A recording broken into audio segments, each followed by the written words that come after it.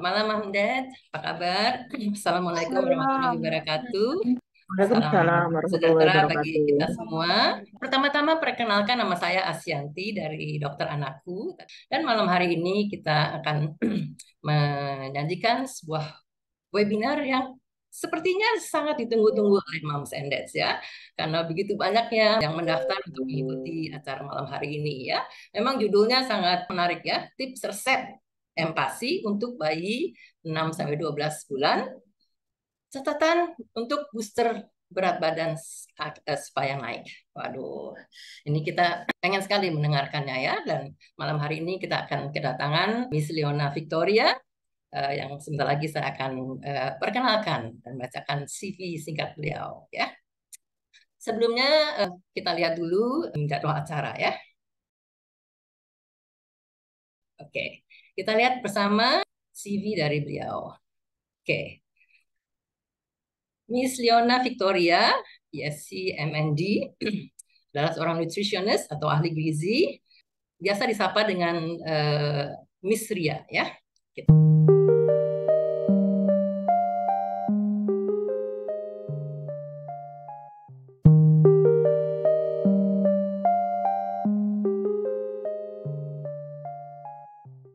Halo Miss Ria, apa kabar? Halo malam Bu Asyanti, kabar baik. Ibu gimana? Baik-baik, Alhamdulillah. Ini seru sekali malam ini, saya sangat bergembira karena pesertanya banyak sekali dari macam-macam daerah nih, dari Manokwari sampai Sumatera Utara. Jadi dari Sabang sampai Merauke, atau Merauke sampai Sabang. Saya persilakan untuk menyapa, lalu share screen silakan ya. Oke. Halo, selamat malam Moms and Dad semuanya. Perkenalkan nama saya Lena Victoria, biasanya dipanggil Miss Ria, ahli gizi dan seorang feeding therapist juga. Jadi hari ini kita akan membahas tentang eh, cara naikin berat badan anak. BB booster ya, kalau carinya di Instagram biasanya hashtagnya BB booster.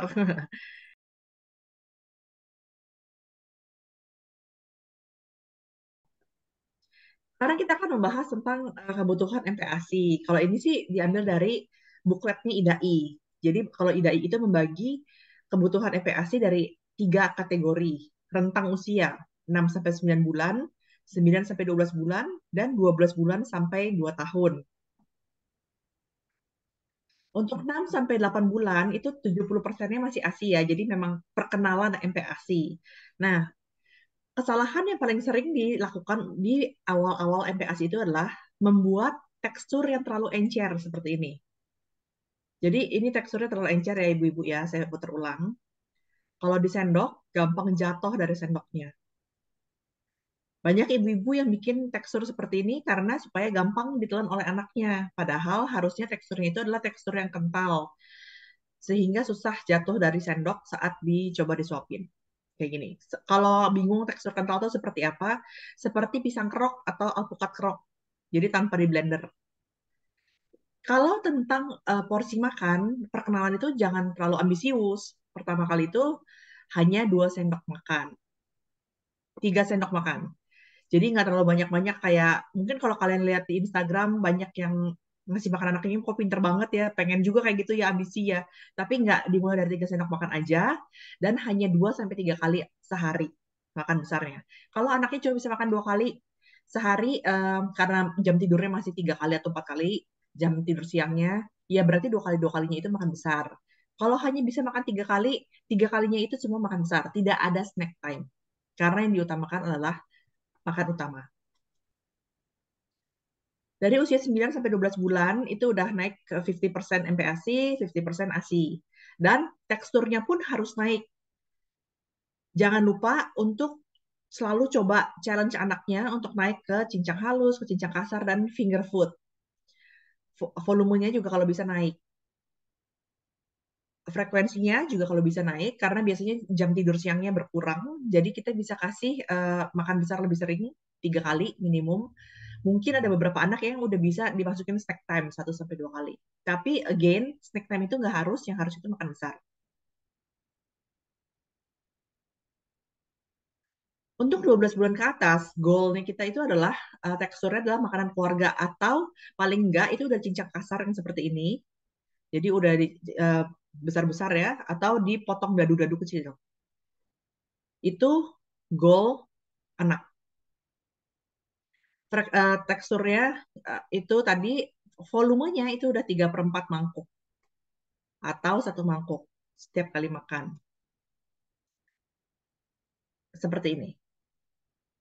Biasanya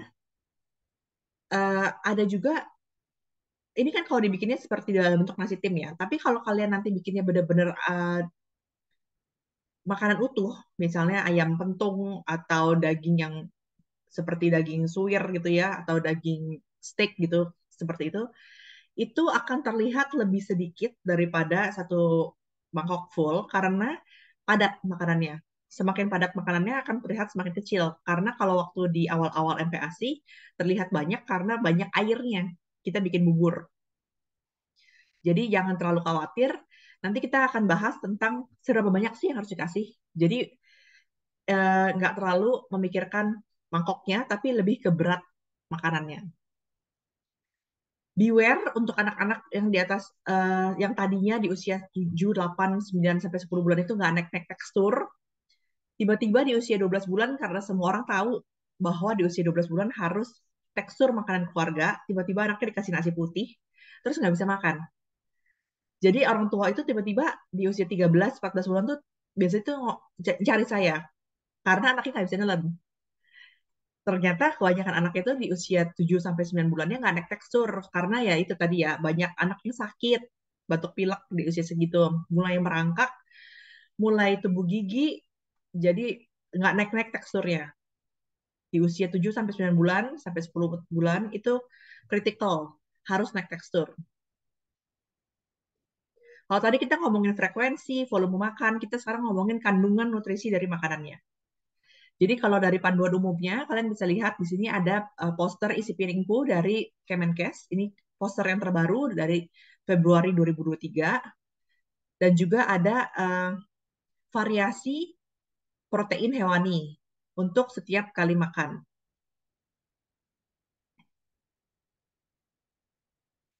Nanti kalian bisa lihat sendiri, ini free to download. Kalau kalian Google aja juga pasti ketemu. Di ininya nanti kalian lihat sendiri ya. Cuman kalau saya hitung sendiri, ini ada beberapa opsi lain protein hewaninya yang bisa kalian pakai juga. Jadi misalnya karbohidrat. Oh ya, kalau dari IDAI itu kita mentingginnya cuma 3 ya, karbohidrat, protein hewani, dan juga lemak tambahan. Jadi saya akan bahas 3 ini kebutuhannya. Pertama itu karbohidrat. Karbohidrat itu nggak cuma nasi putih. Jadi ada umbi-umbian, ada jagung, dan produk turunannya. Karena banyak banget nih yang nanya di eh, Instagram ya, Miss, anakku tuh nggak mau makan nasi. Pokoknya pusing banget deh kalau nggak mau makan nasi. Serasa dunia itu runtuh. Padahal sumber karbohidrat itu nggak cuma nasi putih, ada juga sumber-sumber lainnya. Kalau masih bisa makan mie, ya kasih mie. Bisa makan roti, ya kasih roti. Cuman kalau kalian kasih umbi-umbian atau jagung, yang perlu kalian perhatikan adalah jumlah beratnya itu lebih berat daripada nasi. Kenapa? Karena umbi-umbian dan jagung itu ada seratnya, ada kandungan airnya. Jadi kandungan karbohidratnya sendiri lebih rendah daripada nasi putih. Jadi misalnya nih untuk 6 sampai 8 bulan, misalnya nasi putih itu butuhnya 50 gram mulainya per hari. Nah, kalau ubi butuhnya 90 gram, kalau jagung 85 gram, jadi hampir 2 kali lipat lebih banyak. Oh ya, ini saya tulisnya semua per hari ya, bukan per sekali makan. Karena kalau saya biasanya ngitungnya per hari, soalnya saya tuh nggak terlalu peduli kalian mau kasih makan 2 kali, 3 kali, atau kalian mau masukin ke snack time, pokoknya sehari kalian habis segini. Jadi saya nggak memaksakan kalian harus masak kayak gimana. Terus yang kedua adalah protein hewani. Protein hewani itu kalau dilihat dari kebutuhan kalorinya itu hanya 15-20% dari jumlah MPASI. Tapi sebenarnya dalam rupa makanan itu banyak. Jadi ayam 55 gram sampai 70 gram. Kalau kita bandingin sama karbohidrat ya tadi, ini kayak karbohidrat ya, nasi putih 50 sampai 80 gram. Kalau kita lihat ayam 55 sampai 70 gram, hampir 1 banding 1. Kesalahan orang Indonesia adalah orang Indonesia itu sangat karbohidrat sentris. Jadi sangat mementingkan karbohidrat terutama nasi putih sehingga mereka biasanya melupakan proteinnya. Yang penting makan nasi soalnya. Nah, biasanya lagi proteinnya itu bukan protein kualitas tinggi. Jadi misalnya dikasih sosis atau bakso atau nugget. Padahal kita tahu kalau bikin sosis, bakso, nugget itu pasti ada tepung terigunya. Pasti ada tepungnya. Jadi bukan 100% protein hewani. Sehingga biasanya yang terjadi adalah protein hewaninya itu kurang di anak-anak. Udah anaknya susah makan, dikasihnya bukan protein hewani yang berkualitas tinggi. Jadi ini mesti diingat-ingat bahwa kebutuhan protein anak itu sangat Oh, tinggi. sate teh. Sebanyak apa sih? Kalau kalian masih belum ngerti ya, 70 gram sebanyak apa sih? Kita kan nggak ngerti ya. Kita lihat dari telur ayam. Jika anakmu hanya bisa makan telur ayam di usia 12 bulan, dalam sehari itu butuh 4 butir telur ayam untuk memenuhi semua kebutuhan proteinnya. Tapi kita tahu anak mana sih umur 1 tahun yang bisa makan 4 butir telur ayam dalam sehari, setiap hari? Hampir nggak ada, soalnya banyak banget. Jadi kalau anakmu dalam setiap kali makan yang nggak ada protein hewani sama sekali, atau dia GTM dan nggak mau makan prohe dilepeh-lepeh, bisa dipastikan dia pasti kekurangan protein hewani. Dan ini yang nanti akan menyebabkan wasting dan juga stunting. Kenapa kita menitik beratkan atau memfokuskan ke protein hewani? Kenapa nggak protein nabati, tahu, tempe, itu kan makanan orang Indonesia. Pertama, kandungan protein dalam protein hewani itu selalu lebih tinggi daripada protein nabati. Jadi per 100 gramnya daging itu nggak 100 gram sama dengan 100 gram protein, tapi kan dia ada cairan, ada darah, segala macam. Jadi kandungan protein itu selalu lebih tinggi daripada protein nabati. Contohnya ya, tahu. Tahu itu cuma 10% kandungan proteinnya. Jadi dari 100 gram tahu, protein itu cuma 10 gram. Sementara kita lihat daging sapi, dalam 100 gram daging sapi itu sekitar 26% sampai 30%, tergantung cutnya itu adalah 26 sampai 30 gram jadinya, itu adalah protein. Kandungan protein ini juga didukung dengan profil asam amino, jadi small buildingnya itu yang lebih lengkap profilnya. Sementara protein nabati itu hanya kacang kedelai yang profil asam aminonya lengkap, hanya kacang kedelai. Jadi tempe, tahu turunannya itu juga asam aminonya lengkap. Selain itu asam aminonya tidak lengkap. Yang kedua, kandungan zat besi dari protein hewani selalu lebih tinggi daripada protein nabati. Dan jenis zat besinya itu yang heme, yang lebih mudah diserap oleh tubuh manusia. Kita tahu ya anak kecil itu kalau makan susah, apalagi protein. Baik protein hewani maupun nabati ya, kayak kacang hijau itu anak kecil juga susah. Jadi dari porsi makanan yang kecil itu kita harus kasih yang paling tinggi kalorinya, paling tinggi zat besinya, paling tinggi proteinnya. Makanya kita pilih protein hewani. Protein nabati boleh nggak Miss dikasih? Boleh banget, boleh banget. Tapi kalau saya pribadi, saya nggak akan menghitung jumlah kalori dari protein nabati. Saya akan menganggapnya sebagai bonus. Kita fokusnya pokoknya ke protein hewani yang kita hitung untuk kecukupan protein hari-hariannya. Tapi kasih kacang hijau, kacang merah, tempe, tahu boleh. Buat snack time juga boleh.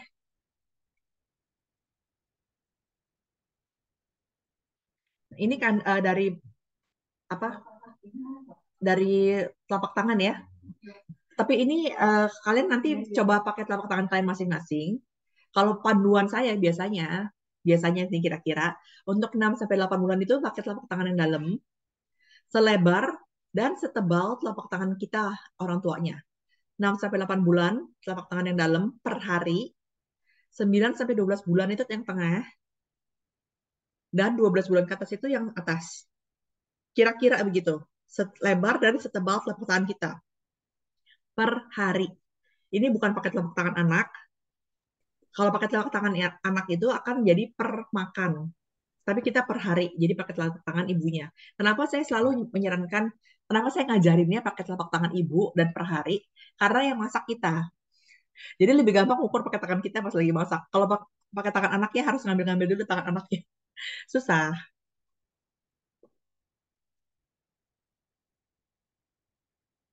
Yang ketiga, komponen yang di-highlight di IDAI itu, menu lengkap IDAI ya, itu adalah lemak atau lemak tambahan mungkin kalau kalian denger ya. Dari kecukupan kalori, lemak itu tinggi 35 sampai 60%. Kira-kira. Kenapa sampai 60%? Karena kandungan ASI itu 60%-nya lemak. Jadi kita menyamakan dengan ASI. Tapi dalam rupa makanan, dalam bentuk makanan, itu sebenarnya sangat sedikit. Karena lemak itu kandungan kalorinya paling tinggi. Jadi dari misalnya nih ya, anak 6 sampai 8 bulan itu cuma butuh minyak sebanyak 1,5 sampai 3 sendok teh. 3 sendok teh itu sama dengan 1 sendok makan. Jadi sebenarnya nggak banyak. Kalau butuh santan tuh cuma 35 ml. 35 ml tuh cuma kayak 3 sendok makan yang encer gitu. Jadi nggak usah sampai dituang-tuang di atas makanan anaknya sampai meledak ya anaknya. Karena kalau kebanyakan lemak di atas makanan anak tuh juga agak enak gitu. Terus nggak usah juga uh, mesti banget nih ngikutin resep-resep Instagram pakai butter, pakai ghee, pakai apa ya, keju gitu. Pakai apa yang ada di rumah kalian, minyak sayur boleh, pakai santan boleh, alpukat, selai kacang, apa yang gampang dan murah didapat di tempat kalian. Nggak usah sampai beli, apalagi yang impor. Miss, kalau kebanyakan lemak nanti obes nggak? Takut banget nih anak obesitas. Tenang aja, Mom, karena eh, lemak itu dipakai untuk pembentukan otak di sampai usia 2 tahun kan. Makanya sampai usia 2 tahun, anak itu nggak boleh low fat diet. Harus harus high fat diet. Karena kita butuh untuk pembentukan otak. Otak itu 60%-nya itu terdiri dari lemak. Jadi kalau kita mau anak kita terbentuk otaknya dengan baik, ya kita suplai bahan pembentuknya yaitu lemak. Nanti kalau ada kelebihan asupan lemak, anak akan menyimpannya sebagai brown fat, pengatur suhu di core muscle, jadi di sekitar tengah-tengah tubuh itu. Jadi anak kecil itu nyimpan lemaknya di tengah tubuh, nggak kayak kita kalau orang dewasa. Kalau kita orang dewasa nyimpan lemak di bawah kulit, seperti gaji sapi, warnanya putih. Kita bilangnya white fat. Nah itu yang kita nggak mau. Tapi kalau anak kecil, itu nyimpannya sebagai brown fat di tengah tubuh untuk pengatur suhu. Jadi mereka sangat efisien mengatur si lemak ini. Dan juga jangan takut kalau anaknya kebanyakan lemak, nanti jadi ketogenic diet. Pernah ada yang nanya, Miss, nanti jadi ketogenic diet. Ketogenic diet itu in teori itu harus 90% makanannya harus lemak. Karbohidrat itu hanya boleh maksimum 50 gram sehari. Sementara kan kita kan pasti kasih anak kita susu, kasih anak kita nasi. Nggak mungkin lah jadi ketogenic diet. Dari teorinya aja pembagiannya udah nggak pas. Gitu. Nah, ini tadi panduan telapak tangannya. Kalau mau kira-kira satu kepal telapak tangan nasi putih itu sekitar 100 gram atau satu cangkir ya kita bilangnya satu cup itu 100 gram. Tadi protein ya 6 sampai 8 bulan segini, 9 sampai 12 bulan segini dan 12 bulan ke atas segini. Selebar dan setebal telapak tangan kita ibunya. Kalau mau dikasih buah dan sayur, boleh, bukan nggak boleh ya kasih buah dan sayur, maksimal kalau saran saya sehari itu satu kepal kombinasi buah dan sayur supaya nggak kebanyakan atau melebihi asupan si protein hewaninya. Karena dari tadi saya udah ngomong, saya mau tanya nih kalau ke kalian, kalau lemak panduan tangannya itu berapa? Ada yang tahu nggak? Coba chat di kolom chat. Lemak. Silakan, chatnya sudah dibuka nih. Silakan dijawab, Mam Sendes. Lemak kebutuhannya berapa? Ayo, ada yang bisa? Ada yang tahu nggak? Baru mulai udah di ini, udah dikasih Nah, tuh ada tebak-tebakan. jawaban tuh. Satu ruas Satu ruas jari. jari. Satu ruas jempol actually. Nah, itu ada Satu yang ruas jawab satu ruas jempol jempol. itu sama dengan 1 sendok makan.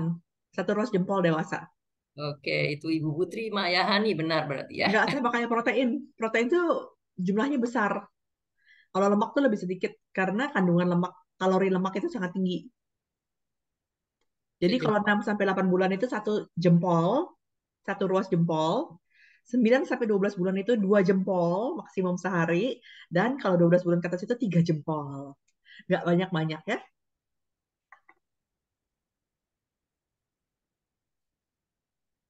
Lalu kita mau membahas tentang kualitas makanan. Tadi kan ngomongnya tentang berapa banyak sih yang dikasih ke anak, sekarang kualitasnya. Atau dalam kata lain, BB booster. Ini dia tips BB boosternya. yaitu kita harus memfortifikasi sendiri semua makanan yang masuk ke dalam mulut anak. Apalagi kalau anaknya lagi sakit, picky eater, GTM, kan makannya sedikit banget. Jadi apapun yang bisa masuk ke dalam mulutnya harus adekuat. Termasuk di dalamnya adalah kuah-kuahan yang masuk ke dalam mulutnya. Kan banyak anak tuh harus dikasih kuah biar bisa nelen. Jadi kuahnya itu pun harus bernutrisi tinggi. Pertama, kita tambahin cairan yang tinggi kalori. Lalu yang kedua, kita tambah sumber protein. Eh, telur itu bisa dituang pelan-pelan, dikocok. Jadi kayak egg drop soup ya, telur sup telur jagung gitu misalnya ya, tipenya kayak gitu. Tapi kalau anak nggak suka sama tekstur egg drop soup atau telur yang dikocok itu sambil pelan-pelan masuk, kalian bisa masukin kuning telur rebus. Jadi telurnya udah direbus dulu, kuning telurnya itu biasa anak nggak suka karena dia kalau dimakan tuh nempel di langit-langit mulut. Jadi anak tuh biasa nggak doyan. Kuning telurnya kalian ambil, kalian larutin di dalam kuahnya. Jadi kan nggak berasa karena udah larut. Kuning telur rebus tuh kalau di dalam kuah tuh larut, nggak ada bentuknya lagi. Atau kalian kalau yang alergi telur ya bisa pakai yang lain, misalnya kacang merah di puree atau ebi kering atau teri juga bisa ya di blender gitu halus-halus. Lalu kalau anakmu cuma bisa makan yang tipenya snack-snack, nah semua snacknya itu juga harus ada proteinnya. Boleh protein nabati, boleh protein hewani. Misalnya sup, bubur kacang hijau atau siomay, aku paling suka siomay. Sama otak-otak paling sering ngasih idenya. Bisa bikin es, sekarang ya popsicle lagi ngetren, pancake mie atau ini kayak nugget-nuggetan gitu yang crunchy-crunchy. Semua harus ada telurnya atau lain-lain. Miss, anakku cuma mau makan biskuit karena hampir semua yang saya tahu ya yang datang ke saya, hampir semua orang itu beli biskuit yang seperti ini. Jadi, tapi biskuit ini itu per kepingnya itu kurang dari 10 kalori. Jadi hampir tidak ada sumber gizinya gitu, sumber kalorinya. Harus kalian taruh sesuatu di atasnya seperti nut butter, yogurt atau um, bubur anak kalian supaya ada isinya. Kalau sukanya cuma buah, bisa kalian masukin ke jelly atau kalian tambahin yogurt atau keju, dibikin seperti itu juga bisa salad buah gitu. Kalau sukanya roti, kalian bisa tambahin telur atau keju kayak bikin French toast atau sandwich gitu. Atau kita bilangnya apa? Bread pudding ya, puding puding roti itu juga bisa. Kalau sukanya tipe-tipe puding atau jelly-jelian sama. Pertama, ganti airnya dengan air yang tinggi kalori, santan atau susu. Atau air kelapa kalau kalian mau juga boleh. Terus bisa kita jadiin menu lengkap dengan menambahkan telur seperti puding lumut atau kalau orang bule tuh biasanya bilang krim karamel, krim brulee. Lebih tinggi lagi kalorinya kalau kalian masukin alpukat atau mangga di dalamnya. Jadi kreatif. Anak kita sukanya apa kita bisa kasih, kita bisa akalin masukin nutrisi ke dalamnya.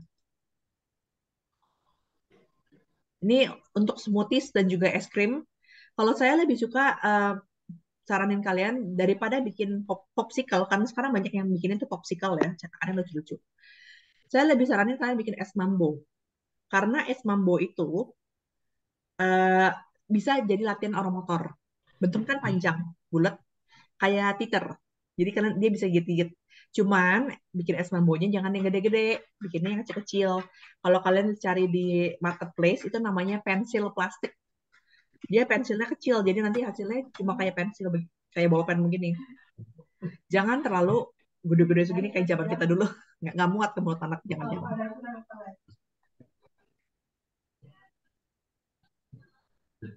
Terus kalau sukanya yang lain-lain, misalnya sukanya kayak bakwan atau rempeyek atau roti, itu semua kalian pokoknya bisa masukin something ke dalamnya ya. Jangan cuma tepung terigu doang sama air. Pokoknya masukin protein hewani.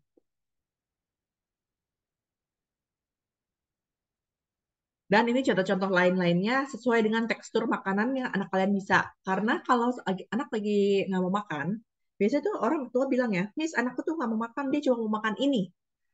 Dia sebutin jenis makanannya. Nah, jenis makanan tersebut itu kan punya karakteristik tekstur atau rasa atau suhu. Jadi dari karakteristik makanan tersebut kita bisa bikin variasi yang mirip-mirip. Misalnya, anak saya cuma mau makan puding. Tekstur puding itu mirip dengan tekstur Japanese tofu, tahu Jepang, atau bubur sumsum, nagasari, atau ikan dori sebenarnya. Jadi kalian bisa masukin beberapa jenis makanan di situ.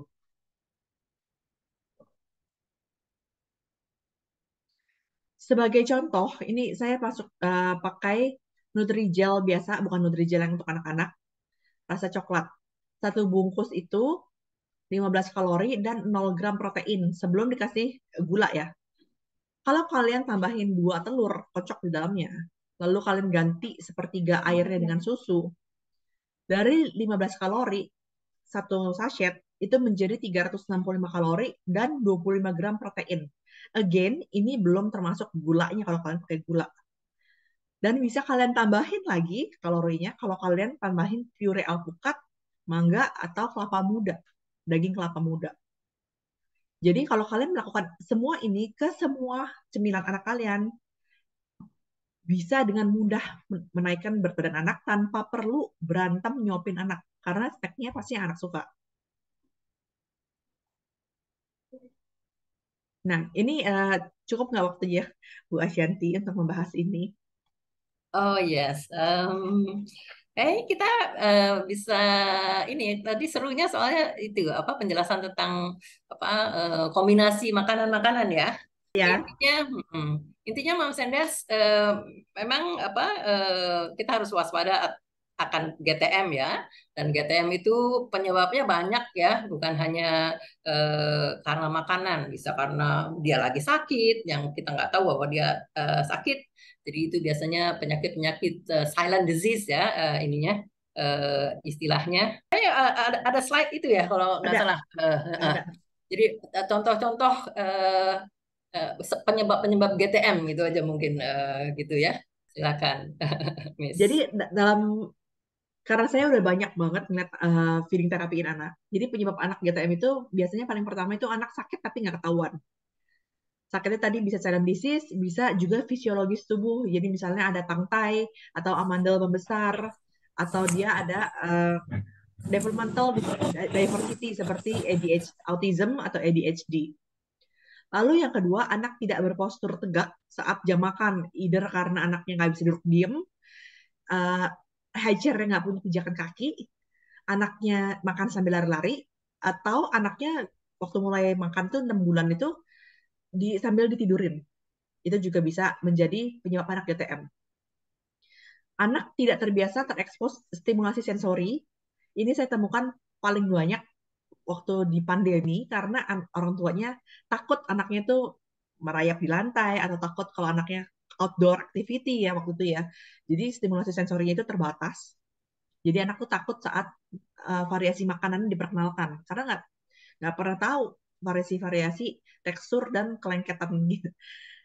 Lalu keempat, tidak terlatih secara oromotor, ini tadi yang kurang cepat naik tekstur di saat harus dia naik tekstur 7 sampai 10 bulan. Itu dia nggak naik tekstur, jadi tidak terlatih secara oromotor, tidak dibersihkan gusinya dan lidahnya, jadi nggak terbiasa ada benda keras di dalam mulutnya. Dan yang kelima, tidak ada panduan makanan yang tegas. Ini feeding rules atau responsive feeding. Jadi misalnya orang tua punya feeding rules, udah bener nih ngikutin yang panduan yang bener. Tapi nanti anaknya dititipin karena balik kerja ke orang tua atau ke pengasuh, nanti mereka punya aturan makan yang berbeda. Jadi anaknya bingung dan pasti ngikutin yang dia mau, yang dia suka. Jadi hari ini kita udah membahas tentang kualitas makanan, variasi makanan, dan penyebab GTM. Kita nggak baca label gizi hari ini. Nggak cukup waktu ya. Iya, tapi tadi seru tuh. Mungkin saya ada sedikit poin yang saya catat nih. Jadi untuk baby boosting kita juga karena biasanya penyebabnya adalah GTM ya. Jadi akhirnya mams susah nih apa nih yang harus saya lakukan dari segi resep ya supaya anaknya mau. Jadi kuncinya adalah sajikan dengan format dan tekstur yang anaknya sedang mau, sedang suka ya. Lalu kita harus kejar dengan protein hewaninya dan kalori tinggi. Tadi ada macam-macam contoh resep ya, Miss Ria ya, untuk booster berat badan. Kalau dari cairan, bisa ditambahkan santan, susu, kaldu tulang sapi ya. Ya, Eh, broth. atau kalau dari mendapatkan protein, kita bisa resepnya kita tambahin telur atau kuning telurnya. Dan Mm-mm. kuning telur itu karena agak amis bisa tadi ada tipsnya ya. Diapain tadi? Dicairin ya atau Dilarutin, di kuah. dilarutin ya. Terus ebi juga bagus untuk menambah protein. Itu juga memberi flavor ya, apa, gurih. Lalu kacang merah, lalu daging kelapa muda. Ya, itu menarik juga tuh. Jadi ada macam-macam yang tekstur dan rasanya beda, mungkin bisa membuat si anak lebih bergairah makan ya. Ya. Menghilangkan GTM-nya itu bisa dimasukkan dalam resepnya. Lalu ada format-format puding. Biasanya anak-anak kalau lagi susah makan, puding itu sangat membantu. Dan di situ ditambahkan tadi unsur-unsur yang tinggi kalori ya. Puding alpukat misalnya, atau tadi yang tambah-tambahan kuning telur, susu dan lain-lainnya.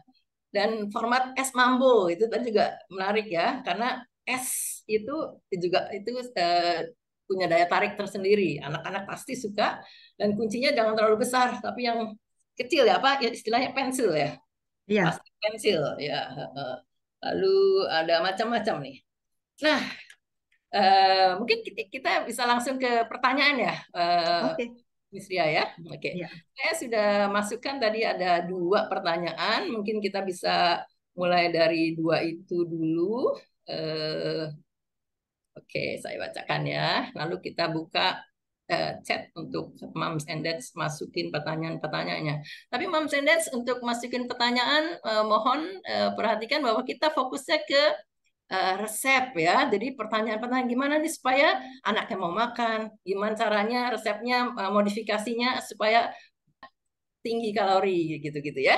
Oke. Kita mulai dulu dari nomor 1 yang ada di chat ya, Miss ya. Ini dari Ika Dian Sulistiani dari Jawa Timur, Tuban. Anaknya 8 bulan, 3 minggu. Pertanyaannya, anak saya sudah 3 minggu ini tidak mau makan. Tiap disuapin, selalu mingkem. Tapi kalau misal bisa masuk mulutnya tetap ditelan, nggak dimuntahkan lagi. Dia sepertinya suka makanan yang manis, karena kalau manis dia mau. Kalau empasi kan yang paling penting protein hewani. Sedangkan protein hewani biasanya gurih kan. Itu Mm. gimana caranya supaya dia mau makan? Padahal dia sukanya manis. Sebenarnya gurih mau, tapi kalau di bubur instan, kalau dimasak sendiri nggak mau. Jadi gimana tipsnya tuh, Miss Ria? Silakan. Sebenarnya kalau makanan utama dibikin manis pun nggak masalah ya. Jadi misalnya nasinya diganti sama ubi atau jagung.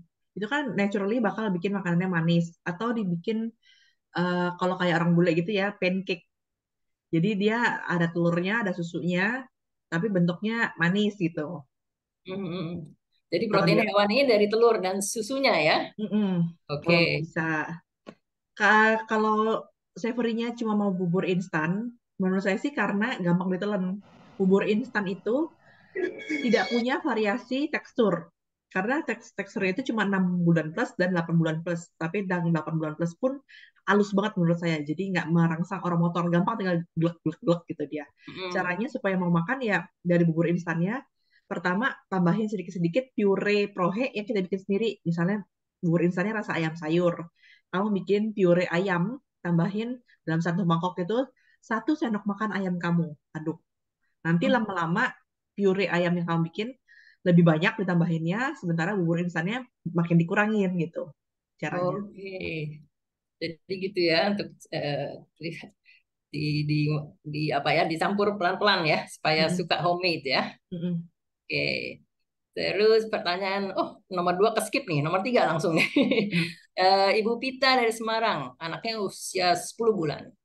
Dan nomor 1, pemberian bubur bayi sehat fortifikasi apakah sudah betul memenuhi kebutuhan gizi anak? Nomor 2, pemberian kaldu ceker atau kaldu daging dan sejenisnya apakah betul bisa jadi baby booster?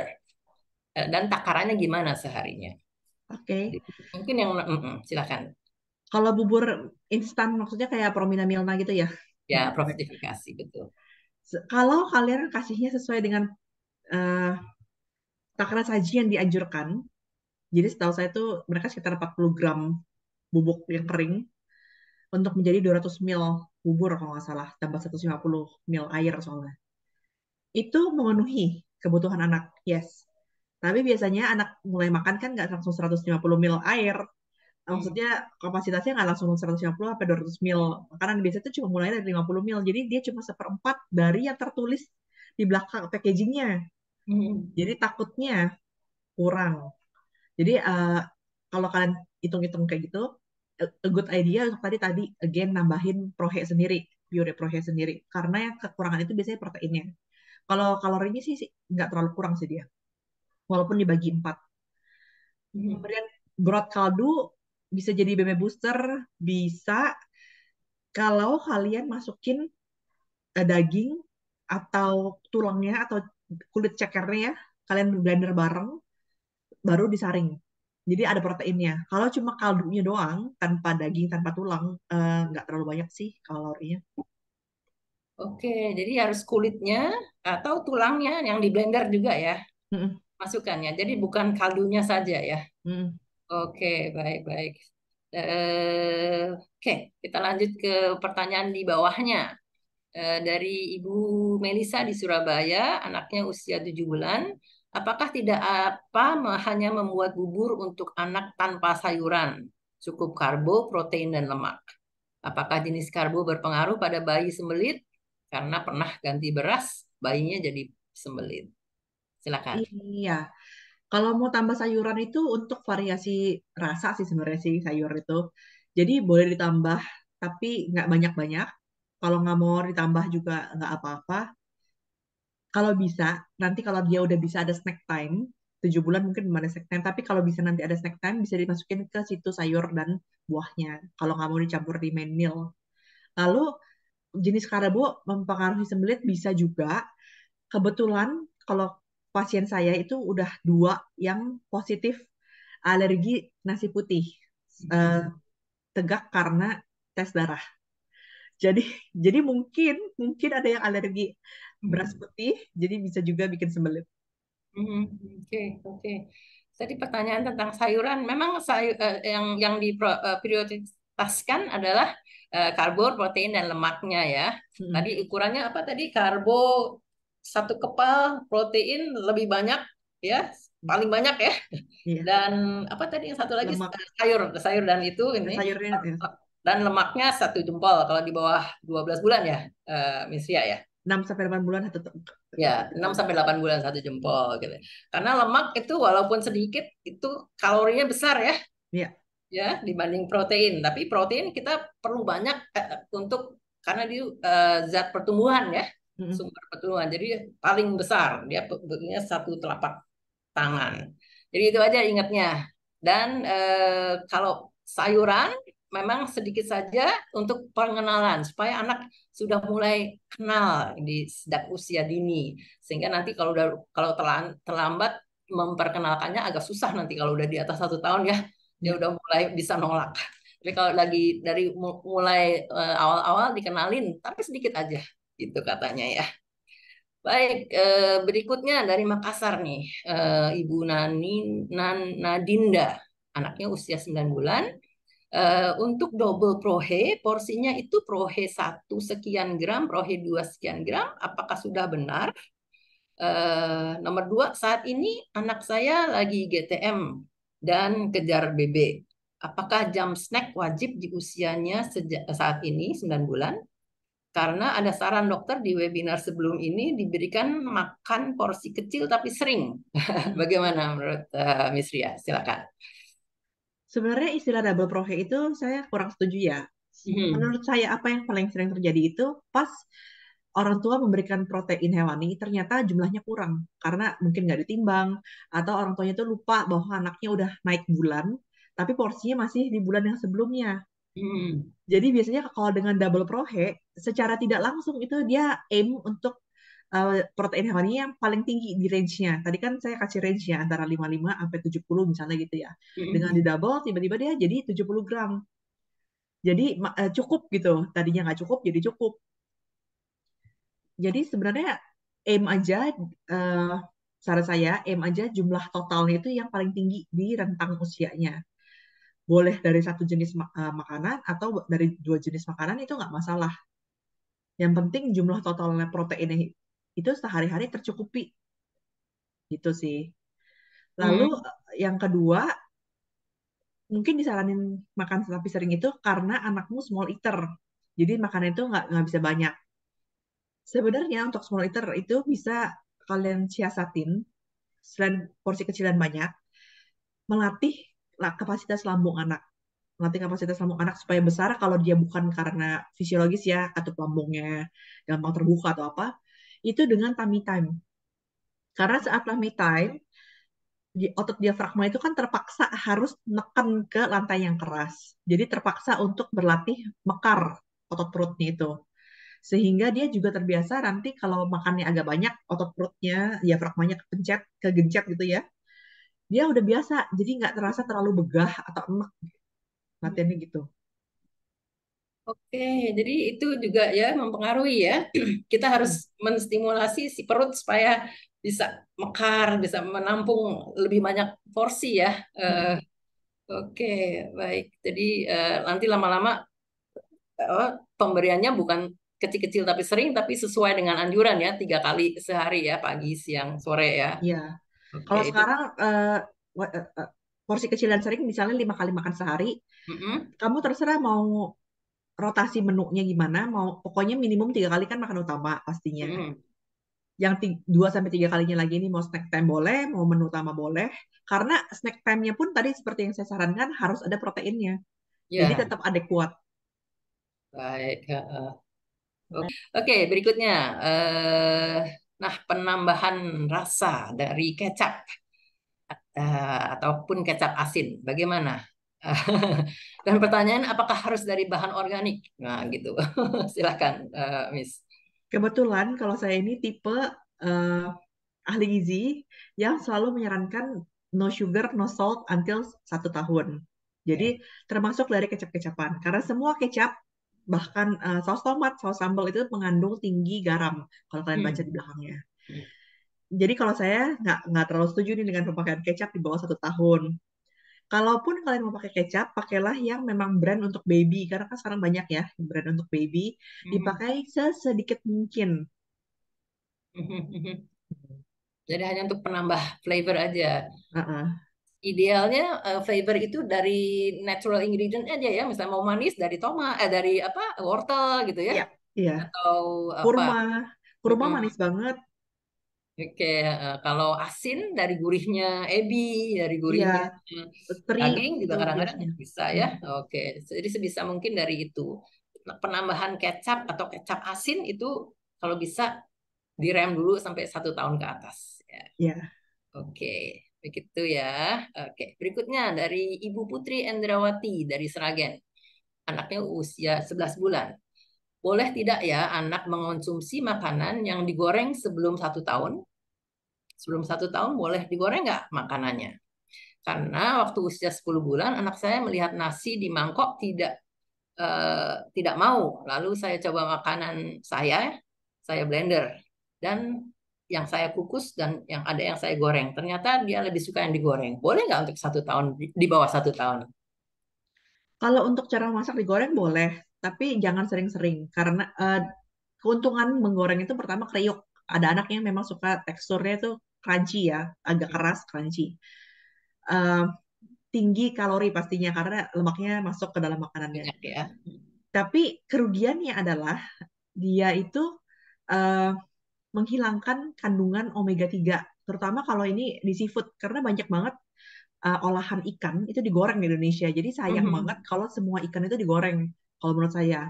Udah Mhm. gitu kalau kita pakai minyaknya berulang, yang masuk ke dalam makanan itu adalah minyak yang jenisnya udah saturated fat, udah lemak jenuh karena udah dipakai berulang. Jadi kalau Mhm. saya saran saya kalau mau digoreng harus pakai minyak baru. Mhm. Oke, jadi boleh tapi hati-hati gitu ya. Eh, Mm-mm. Minyaknya harus minyak baru. Itu Ya. pertama ya. Satu lagi apa tadi? Eh, Jangan sering-sering digoreng, terutama untuk hasil seafood, ikan-ikanan, karena oh dia ya, merusak omega 3 merusak omega 3 yang bagus untuk tumbuhan otak. otak ya. Heeh. perkembangan otak juga. Oke. Begitu ya, Ibu Putri dari Sragen. Silakan boleh diberikan tapi jangan sering-sering karena ada dampaknya. Dari Singaraja nih, dari Bali, Dok. Ibu Putri, anaknya usia 6 bulan, baru mau mulai nih kayaknya. Hmm. Miss mau tanya, anak 6 bulan sudah boleh diberikan susu UHT dalam empasinya nggak? Jadi dalam empasinya berarti sebagai bahan ya, bukan Hmm. diminum begitu ya. Ya. Lalu untuk penambahan gula sudah boleh di usia berapa? Oh, tadi udah dibahas. Coba silakan, Miss. Dari usia 6 bulan, susu UHT, susu fresh itu boleh dikasih sebagai bahan makanan. Jadi kalau gampangnya sih kita bilangnya dimasak. Jadi harus melalui proses pemasakan. Misalnya Mhm, bikin puding atau bikin pancake tadi, itu boleh. Tapi kalau mhm, untuk diminum tidak boleh. mhm. Untuk gula, kalau saya better di 1 tahun plus atau 2 tahun plus. Karena sebenarnya manusia itu nggak butuh gula tambahan. Oke. Jadi gitu ya untuk gula ya, jangan ya.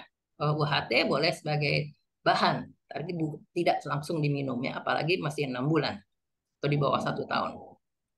Berikutnya Ibu Tasya dari Sidoarjo. Untuk tekstur 6 bulan adalah bubur kental ya. 6 bulan kental. Saat setelah disaring masih kental, tetapi setelah dipanaskan kembali menjadi encer.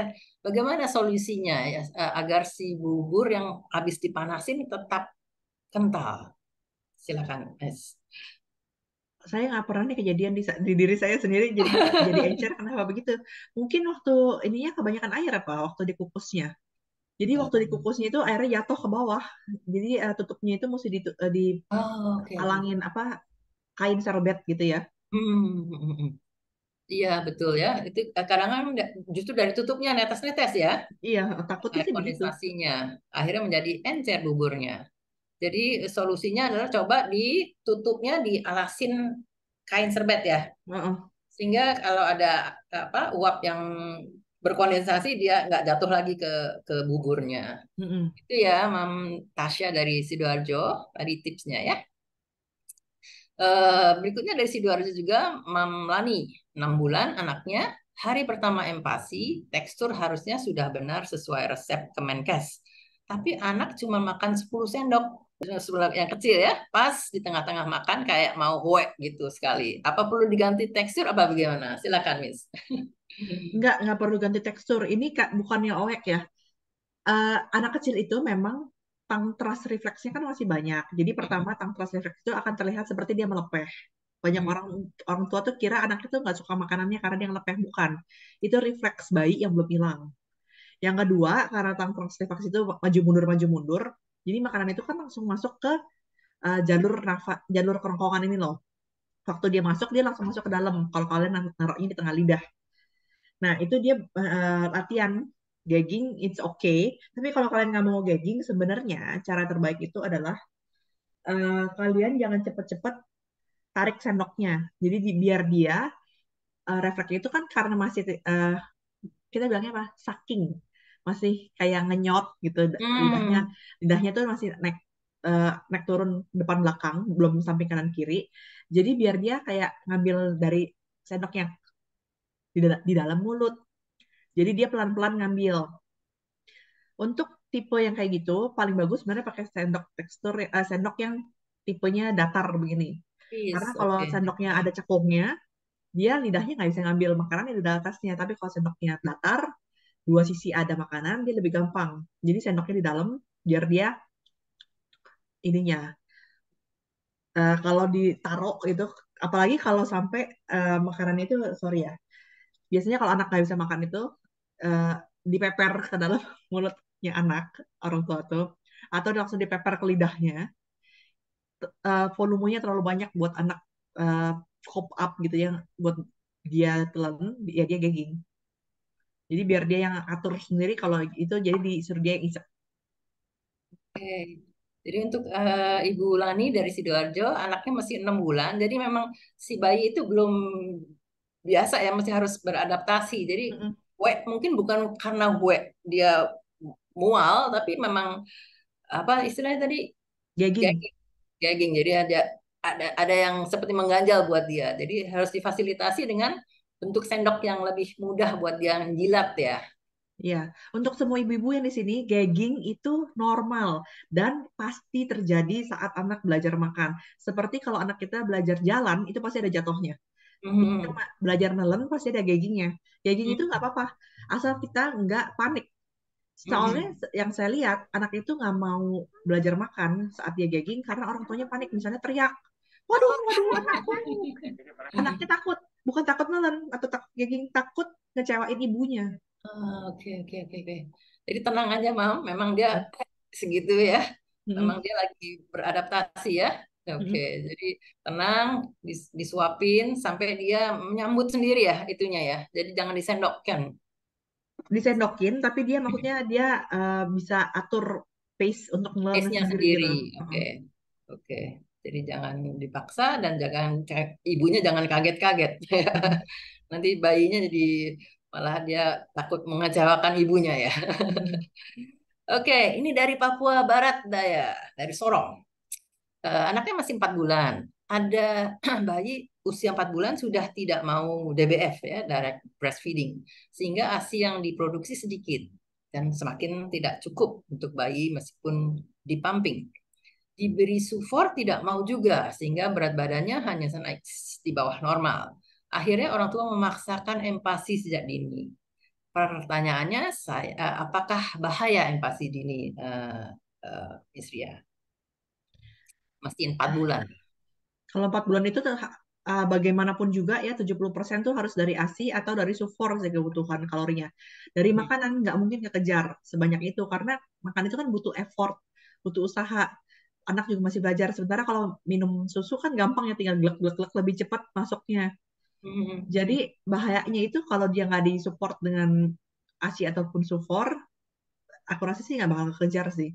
Malah tidak Terus kekejar ya. belum tegak lagi lehernya. Iya, oke. Buat makan susah. Jadi bagaimana ya dia karena dia sudah tidak mau DBF sehingga volume asinya pun semakin sedikit. Diberi sufor anaknya nggak mau. eh Mungkin harus Solusinya, konsultasi laktasi ke konsultan laktasi online. Sekarang kan banyak yang oke. telehealth juga. Mm-mm. Salah satu caranya yang biasanya saya tahu itu adalah ngasih susunya itu waktu dia semi tidur. Jadi dia nggak nyadar, setengah tidur dimasukin botol susu. Jadi dia ngenyot ngenyot ngenyot itu paling nggak sih gitu. Kabar harus tetap harus ada. Oke, ya. Jadi karena mesti 4 bulan, 70% masih dari ASI ya, atau kalau Mm-mm. nggak bisa ASI, sufor. Ya. Jadi bagaimana caranya supaya itu porsinya masih bisa diberikan ya. Dan itu Mm-mm. salah satu tipsnya adalah saat si bayi udah mulai ngantuk ya di diminumkannya ya. Iya. Sehingga dia akan terus menelan dan akhirnya mendapatkan. Mudah-mudahan itu bisa membantu ya untuk supaya BB-nya bisa naik. Oke. Berikutnya Ibu Semi dari Tembilahan. Anaknya usia 9 bulan. Pertanyaannya, anak usia 9 bulan lebih 9 bulan lebih tapi belum tumbuh giginya. Apakah tekstur makanannya sudah boleh untuk seusianya? Hmm. Nih, pertanyaannya bagus. Hmm. Jawabannya adalah anak tidak membutuhkan giginya untuk mengunyah karena kalau kalian pikirin, gigi anak yang pertama tumbuh itu yang mana? Yang depan. Tapi Hmm. anak ngunyah di mana? Di belakang. Jadi tidak ada hubungannya tumbuh gigi sama mengunyah. Dia tetap bisa mengunyah dengan gusinya selama teksturnya memang udah lembut. Misalnya ya dikasih Hmm. daging, dagingnya udah gampang udah di presto gitu ya, gampang dihancurin. Jadi nggak ada hubungannya. Tetap harus kasih sesuai usia. Oke.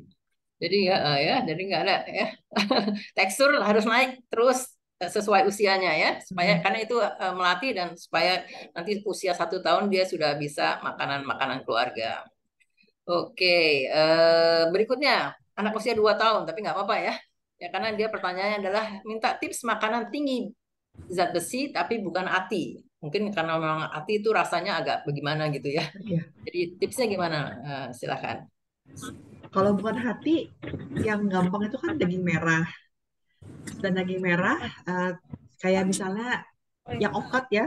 Kalau kalian tuh suka kasih sumsum sapi, Silakan. sumsum sapi, otak sapi, terus kayak teri basah, udang rebon itu juga tinggi zat besi sebenarnya. Oke, oke, oke, oke. Jadi banyak ya. Itu tadi di materi ada nggak, Miss ya? Saya lupa. Nggak ada.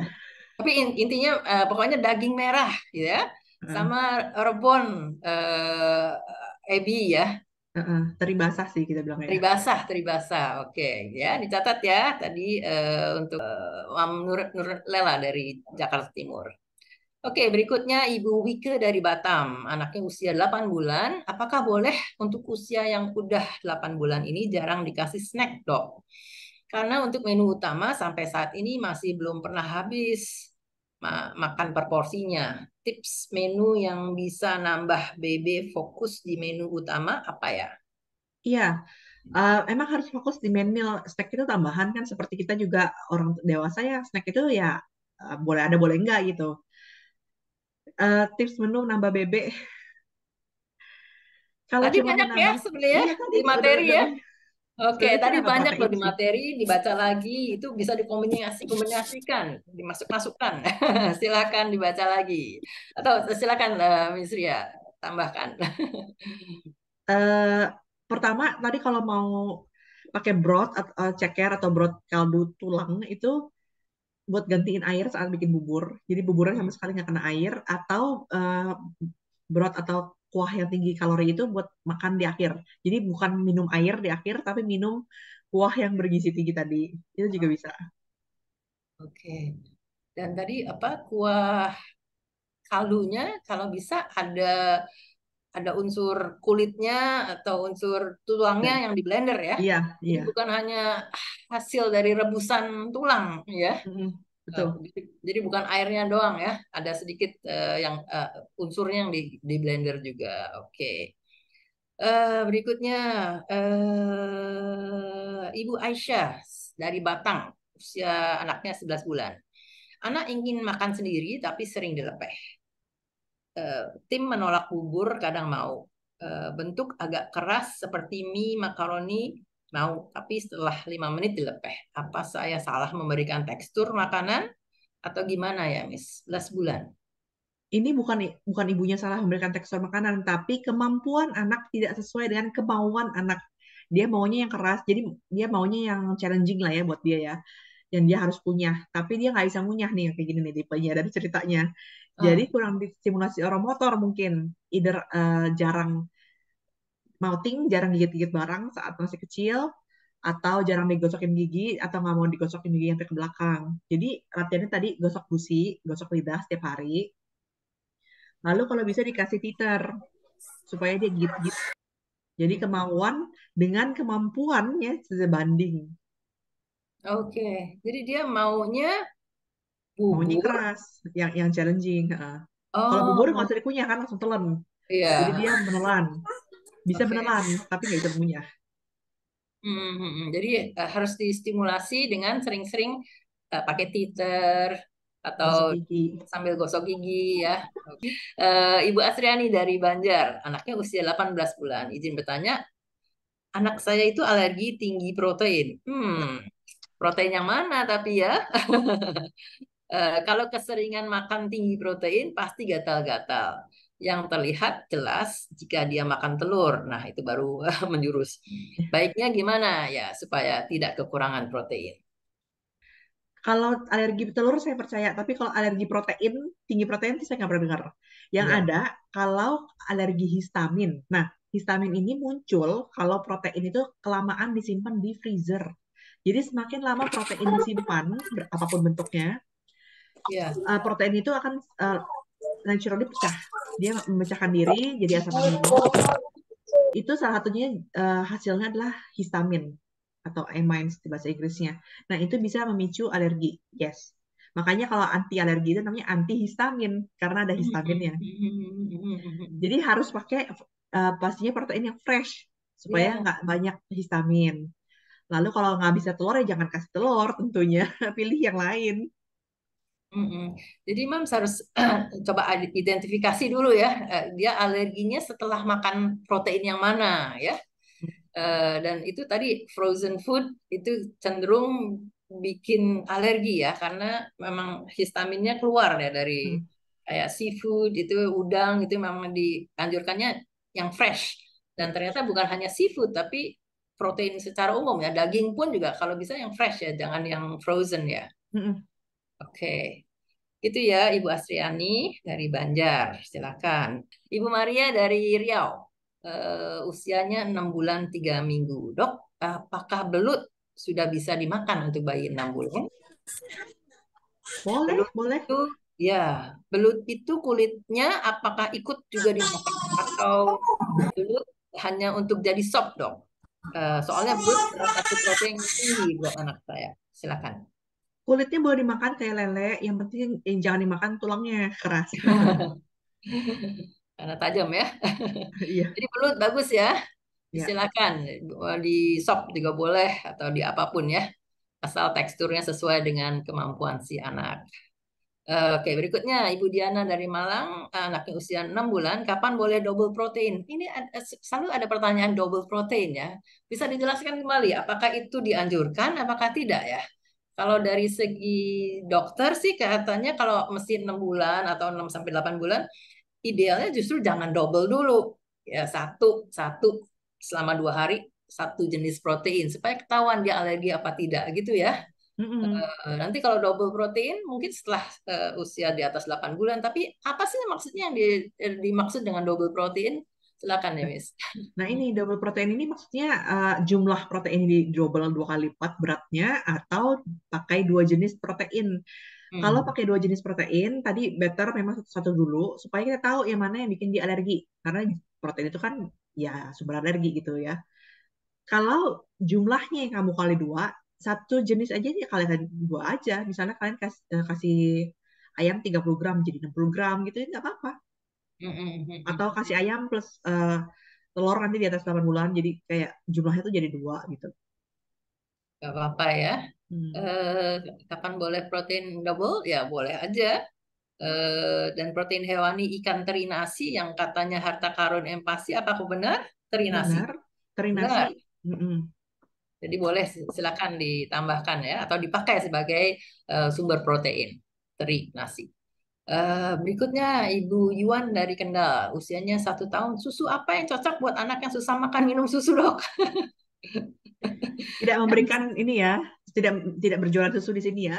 Iya, oke. Kita cari solusi buat empasi nih makanan. Karena kalau udah usia 1 tahun ke atas sebetulnya sumber untuk ke pertumbuhannya dia tidak terlalu membutuhkan susu lagi sebetulnya ya. Udah bisa Makanan. pakai susu UHT atau susu fresh yang full cream plain. Mm-mm. Itu cuma sebagai sumber kalsium. Tapi kalau dia nggak suka susu pun, sumber kalsiumnya pun bisa diambil dari tempat lain sebenarnya. Kayak tadi Iya, teri basah itu. iya. Jadi 1 tahun ke atas sebetulnya fokusnya ke eh, Makanan. makanan. Susu sudah tidak terlalu diindikan. Tips membuat kaldu. Ada tips membuat kaldu supaya tinggi protein dan tinggi kalori. Bagaimana? Kalau aku sih paling gampang kayak ceker ayam nih sebenarnya. Ceker ayam itu kalau di agak lama kalian bikinnya kan jadi jelly itu kaldunya keluar. Plus kulit cekernya itu kalian bisa blender bareng lagi. Jadi benar-benar emang sumber kalori dan sumber protein. Nggak cuman Hmm. lemak-lemak doang, tapi proteinnya juga masuk. Jadi ceker itu salah satu yang paling bagus ya. Jadi Ceker ayam. direbus, lalu apa kulitnya di blender Ya, dan tulangnya juga ya. kalau tulangnya kan mesti disaring. Kalau nggak mau pakai tulangnya nggak apa-apa, cekernya aja juga udah ada proteinnya. Tapi kalau daging tulang sapi kan nggak ada dagingnya, biasanya dagingnya udah tipis banget tuh di tulangnya. Nah itu tulangnya boleh ikut di blender. Oke, kalau ceker kulitnya aja udah penuh penuh gizi Mm-mm. ya, lemak dan protein. Oke, itu ya tadi ya tips buat kaldu. Ibu Fitria dari Tangerang, anaknya usia 6 bulan. Pertanyaan, maaf dok, tanya kalau 6 bulan itu harus masih susu ASI. Harus dong sampai 2 tahun. Kok nanya ya?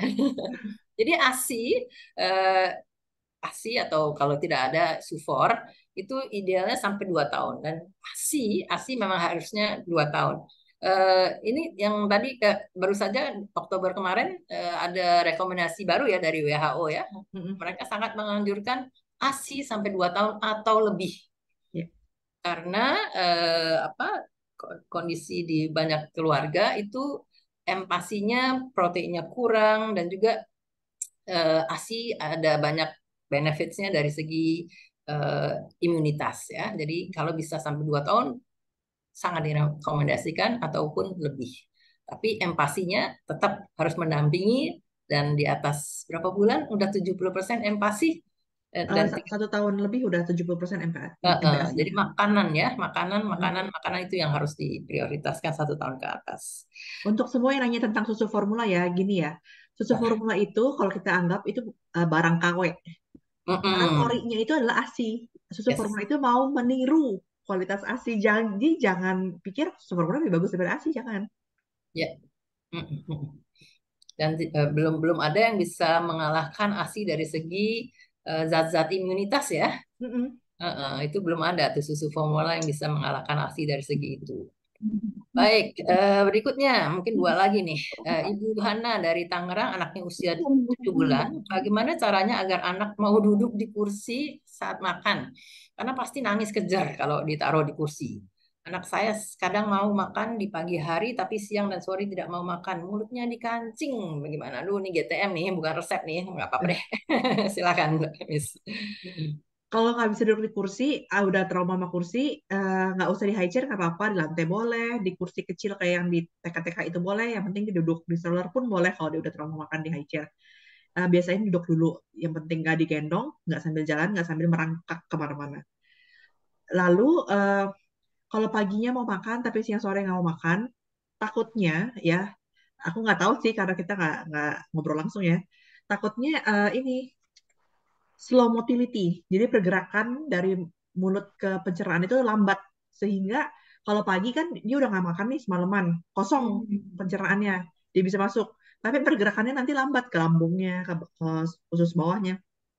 Jadi pas udah mau makan lagi di jam berikutnya siang atau malam, masih full berasanya karena masih banyak makanan di sini. Itu bisa kayak gitu. Kalau bukan karena kelainan apa-apa, bisa dipercepat dengan perbanyak aktivitas fisik. Seperti kita tahu kalau kita olahraga atau aktivitas fisik, gerakan usus itu juga akan makin cepat. Jadi dipancing dengan banyak aktivitas. Kalau 7 bulan disuruh melayap atau merangkak atau banyak-banyak tummy-tummy gitu sih. Oke, jadi gitu ya tipsnya ya, Miss Hana dari Tangerang, supaya dia pada saat siang dan sore eh, tetap seperti pagi ya, semangat makan. Oke, Ibu Alicia dari Jakarta, anaknya usia 7,5 bulan. Anak saya kalau diberikan empasi daging dan hati ayam, jadi konstipasi. Gimana solusinya? Apa iya penyebabnya konstipasi itu karena daging dan hati ayam? Kemungkinannya bagaimana? Emang kalau daging itu dia sifatnya menggumpal di dalam pencernaan. Jadi kayak banyak banyak sisanya gitu kita bilangnya ya, banyak serat sisanya. Pertama harus cukup airnya. Apalagi kalau udah naik tekstur itu airnya harus ditambah. Karena air yang tadinya masuk ke bubur nggak ada di bubur lagi harus diminumin. Lalu yang kedua serat untuk membantu fermentasi karena serat dari daging nggak bisa difermentasi kita harus ada serat yang dari sayur dan buah gitu sih. Yang ketiga mungkin probiotik. Oke, jadi ditambahkan ya, tambahkan eh, pastikan cairannya, asupan minumnya cukup. Kedua serat dari tambahan sayuran. Hmm, Ketiga atau lagi probiotik ya, itu probiotik. akan bisa membantu pencernaan ya. Jadi pencernaan sehat, semuanya jadi lancar. Baik, kayaknya kita harus sudahi nih. Masih banyak, masih ada 21 pertanyaan di bawah. Sudah kok, cukup. Kayaknya kita udah cover semuanya. Mungkin ini sebagai apa ya, conclusion. Silakan Isria untuk memberikan take home message. Apa nih kuncinya, apa yang harus ingat dari segi resep meramu resep supaya anak-anaknya berat badannya meningkat sesuai yang diharapkan. Silakan. Kalau saran saya masih baru mulai MPASI, pertama harus ditimbang semua berat bahan Maya, terutama bahan karbohidrat, protein dan lemaknya. Nanti kalau udah sering nimbang, udah biasa tahu, kita pakai panduan rumah tangga. Jadi bisa pakai cangkir atau sendok makan atau telapak tangan tadi. Jadi udah bisa kira-kira sendiri, tapi jadi nggak meleset-meleset banget dari uh, goalnya kita ya, supaya nggak kekurangan gizi. Yang kedua, jangan terlalu stres, karena kalau saat ngasih makan mamanya stres, anak itu sangat perseptif. Jadi dia tahu, oh orang tua saya stres nih kayak dari raut muka atau dari intonasi suara. Dia ikutan stres, ikutan anxiety gitu. Jadi nyantai-nyantai aja, ajak ngobrol. Jangan memperlakukan anak seperti benda saat makan. Jadi yang saya lihat itu kalau anak-anak itu cuma disuruh mangap aja, A, pokoknya A terus omongannya. Tapi diajak ngobrol kayak kita lagi ngobrol ngebrunch arisan sama Besti. Supaya anak tuh merasa ya enjoy di waktu makannya, bukan cuma benda yang cuma disuruh A doang, nggak dikasih kesempatan buat ngapain gitu. Oke, menarik sekali.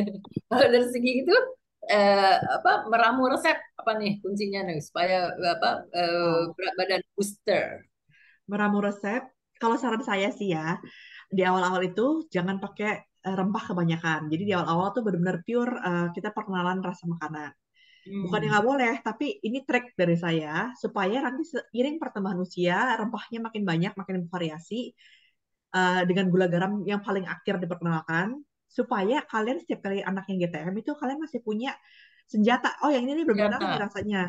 Yang ini belum kenal. Kalau dari awal kalian udah kenalin rasanya terlalu meriah gitu ya. Misalnya kalian dari awal bikin kayak rendang bayi yang rempahnya ya ada 10 macam gitu. Dia nggak kenal rasa daging asli atau apa. Nanti kalau dia udah GTM, kalian mau kenalin makanan apa lagi? Oh, rasanya udah semua di situ. Hmm.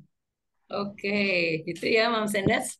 Menarik tuh. Jadi dari usia dini justru natural ingredients ya, natural taste of the ingredients supaya dia mengenal, oh daging tuh rasanya kayak gini, oh daging Hmm. ayam rasanya kayak gitu. Enak dari awal udah tahu itu enak. Nanti kalau dia saat GTM baru kita keluarkan senjata rempah satu. Mm-mm. Sedikit apa gitu. Ah, Iya. ya udah tuh tripsnya oke banget nih. Oke, Mam Sendets ya, kayaknya kita sudah mendapatkan banyak sekali dari Miss Ria dan juga tadi di materinya dibaca-baca lagi itu tadi kombinasi-kombinasi untuk booster BB banyak sekali dan kunci-kuncinya dibaca lagi dan itu dimasukkan diramu sendiri sesuai dengan apa yang si anak itu suka gitu ya dari segi tekstur dan rasa. Aduh kayaknya banyak sekali nih kita dapat dari materinya Miss Ria. Terima kasih banyak sekali lagi untuk Miss Ria untuk materinya dan juga untuk waktunya untuk sharing ke Mam Sendet dan juga untuk Mam Sendet semua. Oke, share tentang ada event yang segera akan ada ya di minggu-minggu ini. Hari Kamis ini akan ada IG Live yang menarik, itu tentang apa yang perlu diketahui orang tua saat mengasuh anak berkebutuhan khusus. Ini topik yang jarang sekali dikupas, tapi dokter anakku ingin sekali memberikan tips kepada moms and dads yang kebetulan mendapat anak yang spesial ya, anak berkebutuhan khusus. Di sini Dr. Eva Devita, spesialis anak konsultan tumbuh kembang dan pediatri sosial akan memberikan tips-tipsnya. Oke, dan berikutnya next webinar adalah tentang tips merawat bayi baru lahir ya, newborn dengan narasumber Dr. Leni Ervina, spesial anak konsultan neonatologi. Jadi Mam Sendes kalau berminat silahkan join atau share juga materi flyer ini kepada teman-teman yang mungkin membutuhkan materi ini. Oke, Mam Sendat, kita sudah di akhir acara. Untuk itu saya mengucapkan terima kasih sekali lagi kepada Miss Ria dan juga kepada Mam Senda semua yang telah meluangkan waktu untuk mendapatkan sharing tentang ini ya resep empati untuk meningkatkan berat badan anak. Sekali lagi terima kasih. Sampai jumpa di acara dokter Oke. anak berikutnya. Saya mengucapkan mohon maaf jika ada kekurangan-kekurangan dan sampai ketemu lagi di acara berikutnya. Assalamualaikum warahmatullahi wabarakatuh. Salam sejahtera bagi kita semua. Bye bye. Thank you